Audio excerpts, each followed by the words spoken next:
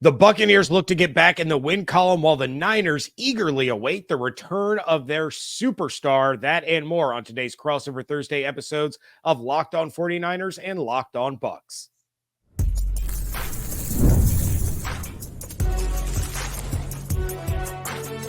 You are Locked On NFL Crossover, part of the Locked On Podcast Network. Your team every day. What's up, and welcome into a Crossover Thursday episode of Locked On 49ers and Locked On Bucs, your daily podcasts covering the San Francisco 49ers and the Tampa Bay Buccaneers, part of the Locked On Podcast Network, your team every day. We want to thank you so much for making these shows your first listener view every single day. Don't forget you can subscribe or follow for free on YouTube or wherever you get your podcast. And of course, you can follow along on Twitter. I am James Yarcho, the host of Locked On Bucs at JYarcho_Bucs, joined by Brian Peacock, one of the hosts of Locked On 49ers. He is at BD Peacock, and these shows are here with you every Monday through Friday, along with our everydayers. And for that, we want to share our appreciation for your continued support of the show. Crossover Thursday is presented by Prize Picks. Go to prizepicks.com/LockedOnNFL and use code LockedOnNFL, all lowercase, to win $50 instantly when you play $5. The Buccaneers are looking to get out of this losing streak that they are in.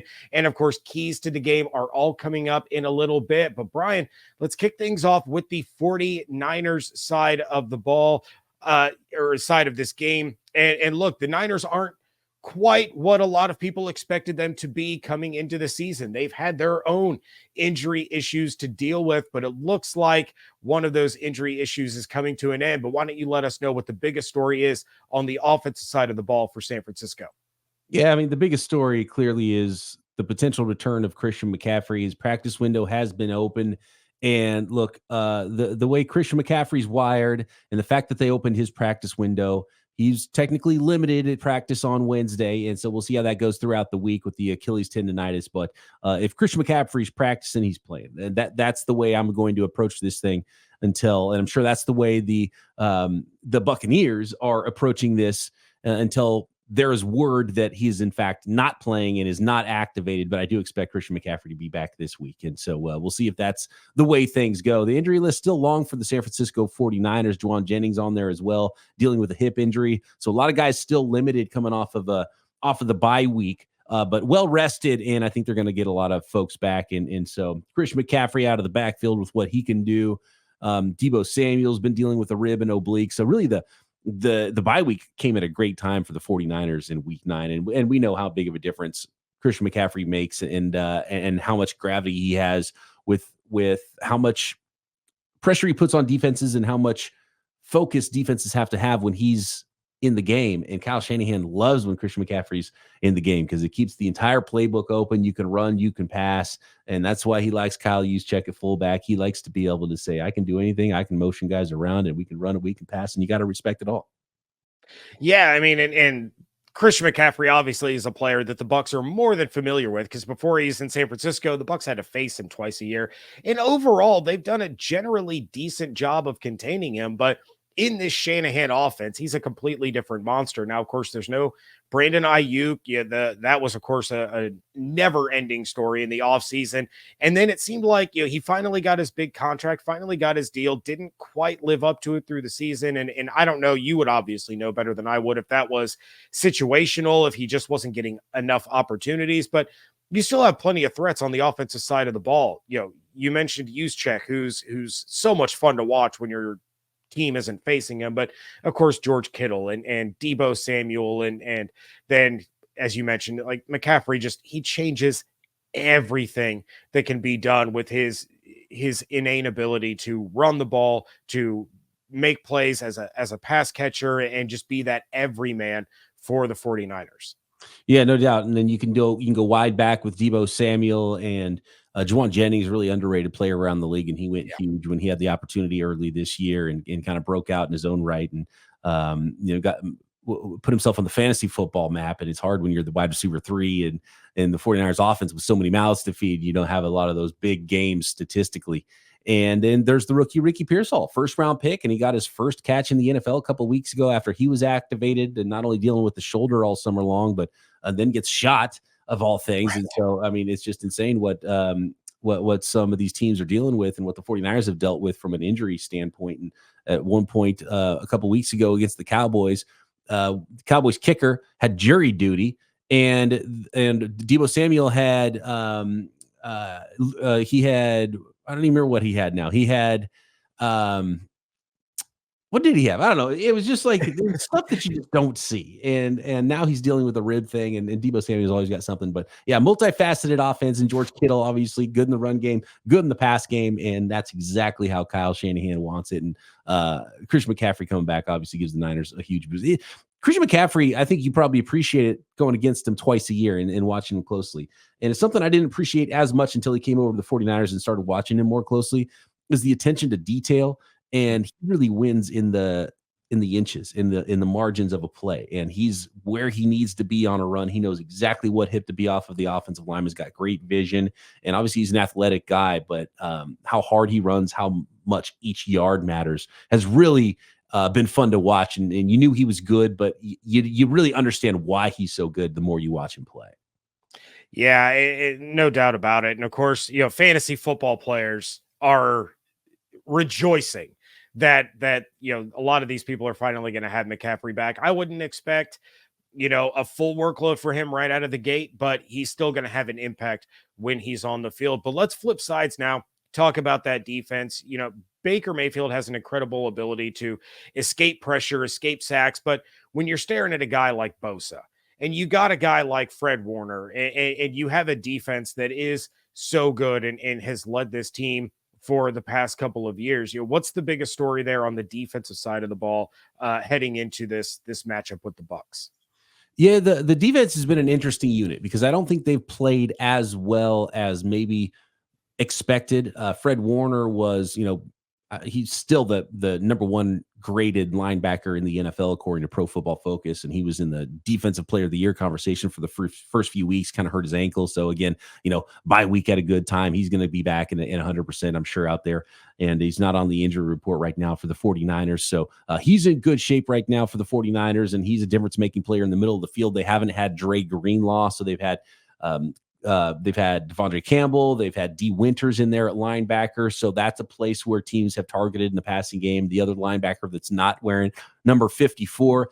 And the defensive line has been okay aside from Nick Bosa, but not really difference making. And it hasn't been the difference making defensive line that the 49ers have really had in the entire Kyle Shanahan and John Lynch era since they drafted Nick Bosa and started going to Super Bowls in 2019. And so they added a player at the deadline to maybe give them more depth, but it's really Bosa and kind of some mediocrity on the 49ers defensive line. And they're fine players. They're pros and they're not problems, but they're just not making a big difference across from Bosa. So I would expect Bosa, who lines up a little bit more on the left side of the defense, to get probably some help from maybe some K-Dot and chips and Gadecki. You pronounce it Gadecki, right? Yes. Gadecki. Okay. He's a good player. Gadecki. Okay. Gadecki. Yeah. I've always gotten that wrong ever since the draft process, and I say it different every time. And so, okay, Gadecki. It's good to know exactly how to pronounce that one. And Bosa will probably see Tristan Wirfs a little bit too, but he lines up a little bit more on the left side, and I'm sure he'll get some help because you're not worried Wirfs going one-on-one against Leonard Floyd, even though Leonard Floyd's a good player, and those will be some good matchups in the middle of the defensive line as well. And the 49ers, I think the big story actually with the 49ers defense is on the back end. And Devon Lenore has been one of the better cornerbacks probably in the league and definitely on the 49ers. And they've had a pair of young safeties step up with Talanoa Hufanga out. Rookie Mustafa, 4th rounder, and then the 3rd round rookie Jair Brown from last year have been pretty good for the 49ers, but they don't have a ton of speed. So you might try to hit one over the top, maybe a slot fade or something like that if you are Baker Mayfield and the Tampa Bay Buccaneers offense. But the secondary, even though young, has been a pretty good unit. Yeah, well, I mean, if the Bucs had some receivers to go against those guys, it might be a little bit more of a story. But we are going to talk more about the Buccaneers side coming up in a little bit because there's no Mike Evans, there's no Chris Godwin. What exactly are the Bucs going to do? We're going to tell you next on this Crossover Thursday episode of Locked On 49ers and Locked On Bucs. Pre-alcohol probiotic drink by Z-Biotics is the world's first genetically engineered probiotic. It was invented by PhD scientists to tackle rough mornings after drinking.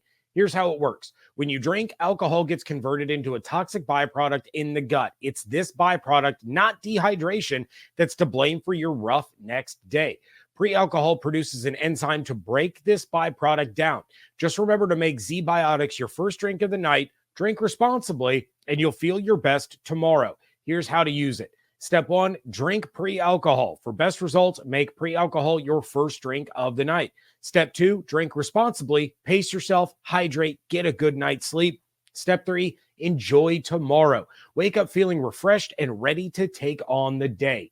Go to zbiotics.com/LockedOnNFL to learn more and get 15% off your first order when you use LockedOnNFL at checkout.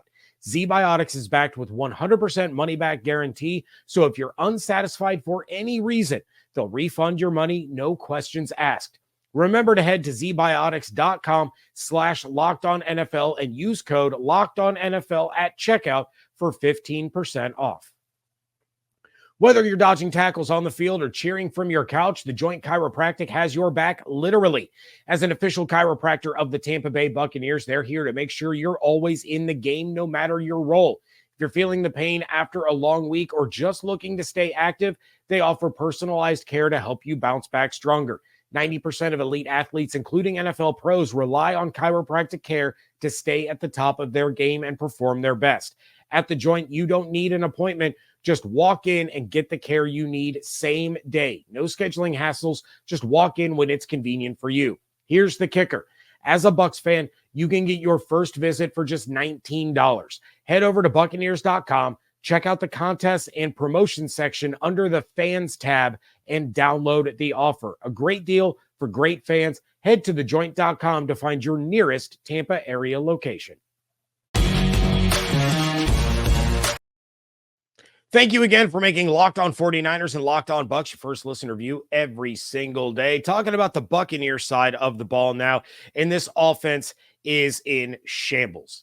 Yet somehow they continue to compete. I don't understand it. I guess it's the will of Baker Mayfield, but Baker Mayfield did not participate in their walkthrough on Wednesday. He's dealing with a toe injury. You don't have Mike Evans until probably after the bye week. You don't have Chris Godwin the rest of the year. Their number 3 receiver, Jalen McMillan, is dealing with a hamstring injury. It's insane. But yet this is the Bucs offense that went toe-to-toe with the 49ers. So the biggest question is, how can they continue to overcome these injuries and try to compete with an offense that likely will have the return of Christian McCaffrey and are likely going to put up a lot of points? And so the biggest story on the offensive side of the ball is the emergence of Cade Otton. Cade Otton has been an absolute stud for this offense. He has led the team in receiving for the last 3 weeks. He's the first tight end in Buccaneers history to have 8 or more receptions in 3 consecutive weeks. And if you think about that, Cameron Brate wasn't really a household name, but that was a pretty legit tight end that the Bucs had for quite a while. But this was a team that had Gronk, not just Gronk, but Brady throwing to Gronk. And he didn't even have a stretch of 3 consecutive games with 8 receptions or more. So Cade Otton is pretty much the offense for this Buccaneers team right now. You have Sterling Shepard, and that Oklahoma connection with Baker is pretty strong. You have Trey Palmer, which, as you mentioned, there's the speed for the Buccaneers that can kind of take the top off the defense, but still only a couple of catches against the Chiefs. Then you have Marquez Callaway, who was active, but you didn't really see him. He didn't get any targets on Monday night against the Chiefs. So it's going to be really interesting to see how Liam Cohen is going to be able to navigate all of these injuries, especially now when you have Baker dealing with one. So who's going to line up at receiver then? Because isn't Sterling Shepard also dinged up for the Buccaneers offense? Like what kind of, outside of Cade Otton, like who's getting the targets on the outside? Yeah, I mean, Sterling Shepard also, he didn't participate in practice on Wednesday. He's dealing with a hip and a hamstring injury. Not sure how severe that is. That's one that I'm going to have to, everybody should probably monitor that one moving forward the rest of the week. If he doesn't practice on Thursday, that's when things are going to get real sticky. So you have Ryan Miller, who caught the touchdown at the end of the game against the Chiefs. You have Rakim Jarrett, who is a guy that this Buccaneers team, the coaches, the front office, they're really high on. He missed a big chunk of time with injury. He's only been active for a couple of weeks, but he's made some absolutely incredible catches, had a huge catch and run against the Chiefs as the Bucs were battling back in that one. So you have Jarrett, you have Miller, you have Trey Palmer, you have Marquez Callaway. And then if you don't have Sterling Shepard, that's it. That's all you got. You got those four. And you're hoping for the best. So it's going to be a heavy dose of Cade Otton. It's going to be a heavy dose of Rashad White and Bucky Irving out of the backfield. You might see Payne Durham, their other tight end, get a little bit more involved, but they're barely keeping their heads above water with these wide receiver injuries. The Cade Otton emergence is fun. Baker Mayfield, obviously, is a really good quarterback matchup, actually. Two highly graded quarterbacks. Looking at the PFF numbers right now, they're both good under pressure. They're both good clean. Big time throw percentages are high for both of these quarterbacks, even though Brock Purdy doesn't get the credit he deserves for some of his big time throws that he makes. And for a while, Brock Purdy was the highest graded quarterback in the NFL, according to Pro Football Focus. But and clearly Baker Mayfield has guts, and that's something that Brock Purdy has as well. So this is a really fun quarterback matchup, and you the way you laid it out there, and I know that the Bucs have had some struggles on defense too. How did this team take the Kansas City Chiefs to overtime? How do they go toe to toe? Is there just a little extra gumption with this team, even though they're kind of outmanned right now with all the injuries? As bad as the defense has been, the defense showed up for most of that Chiefs game, and they did a really good job of containing what Mahomes and the rest of the crew was able to do. And it was a lot of bend, don't break. They were giving up yards in chunks and letting the Chiefs move down the field, but then they kind of clamped down, and there were a couple of plays that they left on the field that could have prevented a score. But it's really been the ability of Baker Mayfield and Liam Cohen to draw up the right calls at the right times. Liam Cohen has been absolutely next level incredible, to the point that, I mean, if Dave Canales got a head coaching offer for what he did with the Bucs last year, albeit not a very good head coaching offer, but that's neither here nor there. The Bucs are in severe danger of losing Liam Cohen in the offseason. So this is a team that they have no quit. They are not going to walk into any game, regardless of who's missing, and say, you know what, we're just not going to win this game. We just don't have the horses to keep up. So they're going to walk into Ray J on Sunday with every intention of saying, we can beat this football team. I'm not so sure that they can, given how Shanahan just absolutely shreds zone defenses, and the middle of the field against this Buccaneers defense is nothing but wide open space. It's going to be real tough for this offense to try to keep up. I mean, that's where Kyle Shanahan attacks. I mean, he's going to put your linebackers in a blender and attack the middle of the football field. So is that the path that you expect to see in this game from the 49ers offense? Oh, absolutely. I expect this to be a huge Kittle game because of the struggles on defense. And really the big thing for this Bucs defense is, can you be more opportunistic than you were Monday night? Because you're going to have Kittle over the middle. You're going to have McCaffrey sitting down and waiting for those dump offs. You're going to have Debo.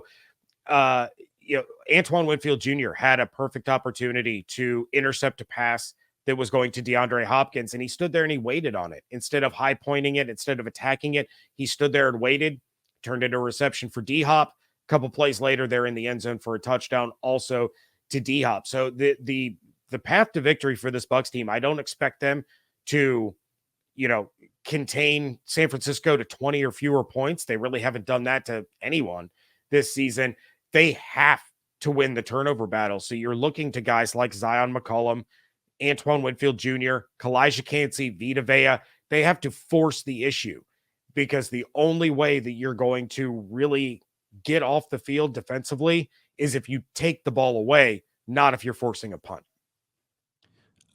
I love the combination, the way I geek out on team building, and I love having two guys in the middle of a defensive line. One guy's the biggest guy in the league, and the other guy's the smallest guy in the league. It's kind of cartoonish, and I just like it. It's like you want to know exactly what you're getting. You're getting a little quick guy, and you're getting a big, strong guy, And then Yaya Diaby was an interesting player that we looked a lot at in the draft, because I thought the 49ers might be going, third round type of pass rusher that year. And then I'm going to pat myself on the back a little bit because of athletic freaks in their particular draft. I really liked Zion McCollum. I liked him better than Tariq Woolen. Tariq Woolen had the great rookie season. I was like, oh, maybe I got that wrong. And it took Zion McCollum a little while, and he's really come into his own for the Buccaneers defense. Yeah, 100%. We actually had Zion's college coach on Locked On Bucs after he was drafted, and he flat out told us, he said, look, it might take a year, might take a year and a half, but one day you're going to see Zion on the field and something is going to click with him. And as soon as it clicks, game is over. And he's going to be one of the best players on your defense. And sure enough, it clicked for him last year. He had to fill in for Carlton Davis, had to fill in for Jamel Dean. And that experience gave the Bucs the confidence to trade away Carlton Davis to the Detroit Lions. And now McCollum is one of the top-rated corners, according to Pro Football Focus. He was the number one corner for a long stretch this season. I think I saw against the Chiefs, he allowed 0.16 yards per defensive snap. As far as his coverage against the Chiefs. So yeah, McCollum, you nailed that one, Brian. Pat yourself on the back. Zion McCollum is absolutely fantastic. But I'm actually looking at it right now. He is still the number one ranked corner, 86.9 grade at PFF. There's a lot of number ones. I talked about Fred Warner. Bosa's a top 5 guy. George Kittle, number 1 tight end grade as well. So there's some high grades in this game, according to Pro Football Focus. Yeah, 100%. It's going to be an interesting matchup, but what are the keys to victory for both of these teams? And is Todd Bowles really going to finally get his first win against Shanahan? That is coming up next on this Crossover Thursday episode of Locked On Bucs and Locked On 49ers. Ready to tackle the NFL action with FanDuel, America's #1 sportsbook, because right now, new customers can bet $5 and get $150 in bonus bets if you win. The FanDuel Sportsbook app gives you everything you need to place live bets on the NFL all in one place. So when you get a hunch in the middle of the game, you can check out the latest stats, view live play-by-play, and so much more on the same page where you place your bets. The Buccaneers are 5.5-point home underdogs against the San Francisco 49ers with an over-under of 50.5. If you want to get in on the NFL action early, the Baltimore Ravens are 6.5-point home favorites over the Cincinnati Bengals with an over-under of 52.5. The Chiefs remain the Super Bowl favorites at plus 370, followed by the Lions at plus 500, Ravens at plus 750, and the Bills at plus 850. Just visit FanDuel.com to join today. You're going to get started with $150 in bonus bets if you win your first $5 bet. That's FanDuel.com. Never waste a hunch and make every moment more with FanDuel, an official sportsbook partner of the NFL. PrizePicks is America's #1 daily fantasy sports app with over 5 million active members. It's the easiest and most exciting way to play daily fantasy sports because unlike other apps, on PrizePicks, it's just you against the numbers. You can now win up to 100 times your money on PrizePicks with as little as 4 correct picks. It's the only real money daily fantasy platform with an injury insurance policy so that your lineups stay in play even if one of your players leaves in the first half and doesn't return. PrizePicks puts their members first, so all withdrawals are fast, safe, and secure. When my picks hit, I can get my money in as quick as 15 minutes. Download the PrizePicks app today and use code LOCKEDONNFL to get $50 instantly when you play $5. That's code LOCKEDONNFL on PrizePicks to get $50 instantly when you play $5. You don't need to win to receive the $50 bonus. It's guaranteed. PrizePicks, run your game.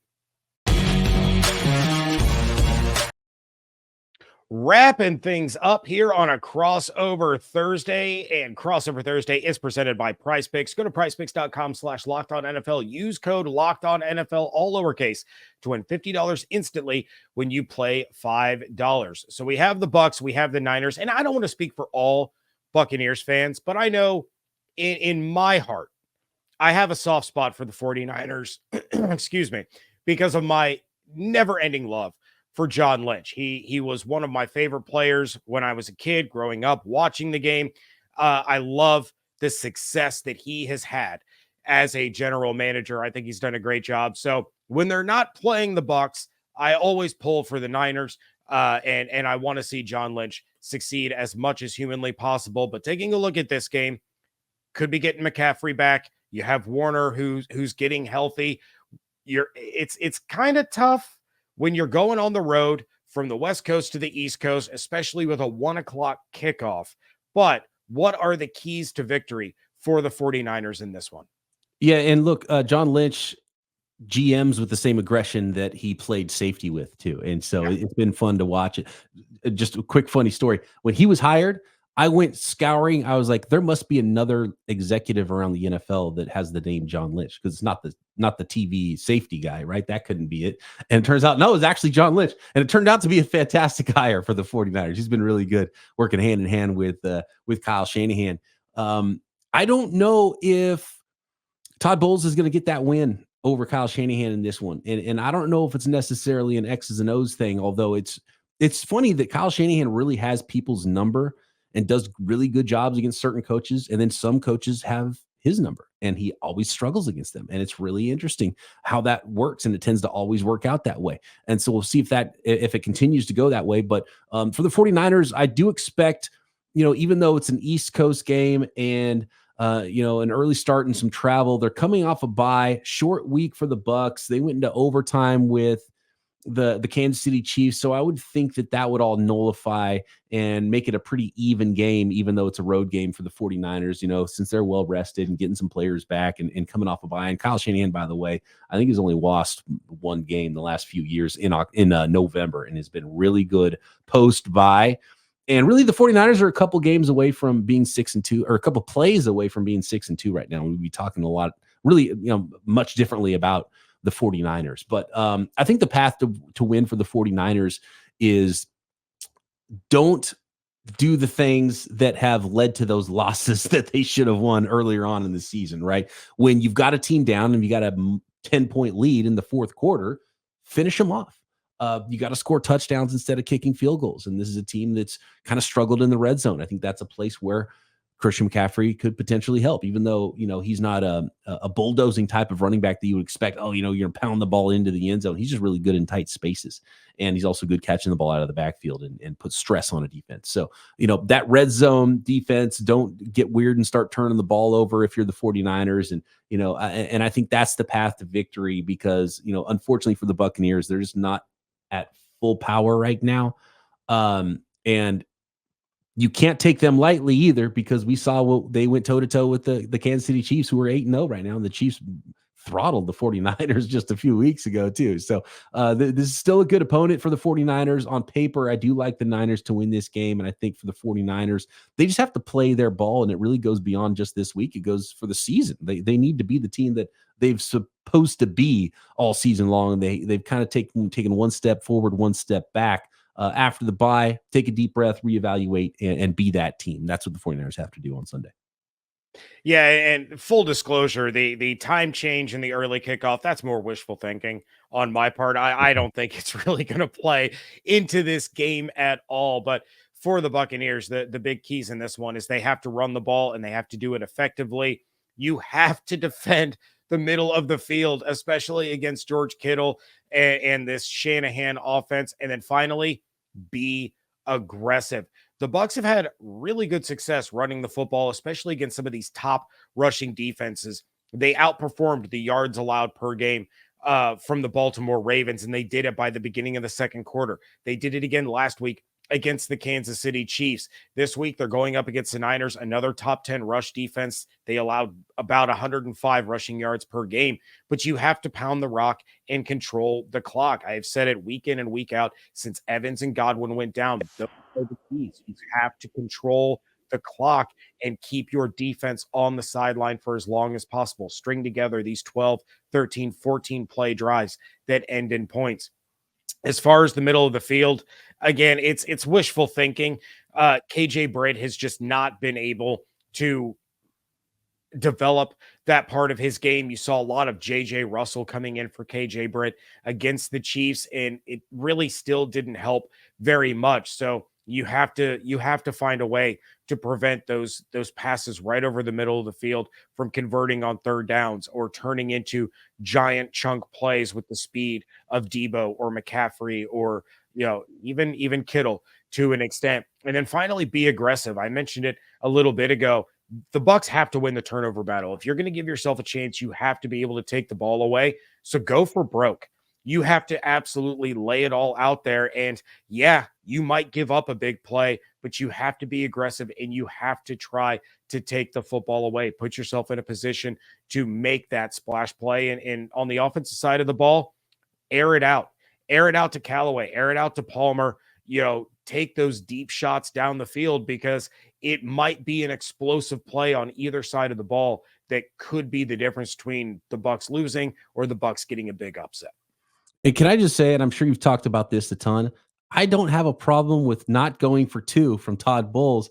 I didn't like the timeout before that because if the game ends going for 2, you either win or you lose, that's fine. But with 30 seconds and 3 timeouts, if you lose if you don't get the 2, but even if you get the 2, they might still go kick a field goal in regulation to beat you. So that's why I didn't have a problem with not going for 2 there because it didn't end the game with a win. I didn't like the timeout before that. I just wanted to get that out there, James. See, and that was how I opened my show afterwards was you had to go for 2 there. And I ripped Todd Bowles up and down. And then his explanation after the game made it even worse. He said because of the wet conditions, they felt better going to overtime. I'm like, how on earth does that make any sense? You just marched 71 yards in a minute 49 and you had that defense on the ropes. Go for the win. And Bucs fans, by and large, have said they would be more okay with the loss having gone for 2 and not getting it than doing what they did. But as far as the timeout, there was a reasoning, and I apologize, I don't remember off the top of my head. Todd did not want to use the timeout there. There was some sort of communication issue or a personnel issue or something where they were forced to call the timeout. He wanted to hold on to it. He wanted to run more time off the clock. And who knows? Maybe if he doesn't have to use the timeout there and all of a sudden they score with no time left on the clock, maybe they do go for 2 in that situation. I don't know. But yeah, I know he said that he was upset that he had to use his timeout because he didn't want to use it there. He wanted to run more time down. Well, look, if there's one thing that Kyle Shanahan can improve upon, it's game management too. So let's hope it doesn't come down to game mechanics at the end of this one. All right. Well, that is going to do it for this Crossover Thursday episode of Locked On 49ers and Locked On Bucs. Please make sure you are subscribed on YouTube or wherever you get your podcasts to both of these shows. It's always fun to listen to opposing teams, especially when there's not a rivalry. You can kind of check in, see what's going on with some other teams around the NFL. Follow on Twitter. Brian is at BD Peacock. I am at JYarcho_Bucs. Hope you all have an absolutely outstanding day. Stay safe, stay healthy, and thank you so much for joining us right here on a Crossover Thursday, part of the Locked On Podcast Network, your team every day.